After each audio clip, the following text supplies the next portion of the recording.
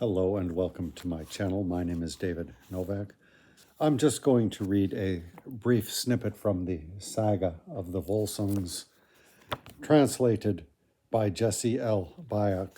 This is from a chapter. He's subdivided it into chapters. I don't know if the subdivisions are original, called The Otter's Ransom. Forgive my pronunciation of these names. Loki saw Andvari's gold, and when Andvari had handed over the gold, he kept one ring back. But Loki took it from him. The dwarf went into the rock and said that the gold ring would be the death of whoever owned it, and the same applied to all the gold. The Aesir delivered the riches to Hreidmar, stuffed the otter skin, and set it on its feet. They then had to pile up the gold next to it and cover the outside. And when that was done, Hreidmar came forward and saw one whisker and demanded that it be covered. Then Odin drew the ring Andvaranot from his hand and covered the hair. Then Loki said, "With gold you are now paid, and as payment you have much for my head. No ease is assigned to your son. Death it is to you both." Afterward, Fafnir killed his father, continued Regan, and it was murder since he hid the body.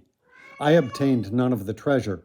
Fafnir became so ill-natured that he set out for the wilds and allowed no one to enjoy the treasure but himself. He has since become the most evil serpent and lies now upon this hoard. Afterward, I traveled to the king and became his smith. And this is the story of how I lost the legacy of my father and compensation for my brother. Gold has since then been called Otter's Ransom and is spoken of as such. Sigurd answered, "You have lost much, and your kinsmen have been vile." So what strikes me here is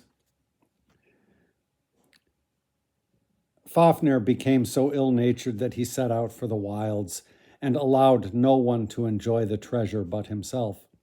He has since become the most evil serpent and lies now upon this hoard. Treasure or wealth, as in the Arabian Nights, in these old tales, it seems like it's always portrayed as something that you pile up somewhere and sit upon. It's never considered that wealth is only of use in the exchange. I just find that whole framing, Alibaba's cave with all of the jars of wealth or whatever inside the cave, that framing is just so odd to me.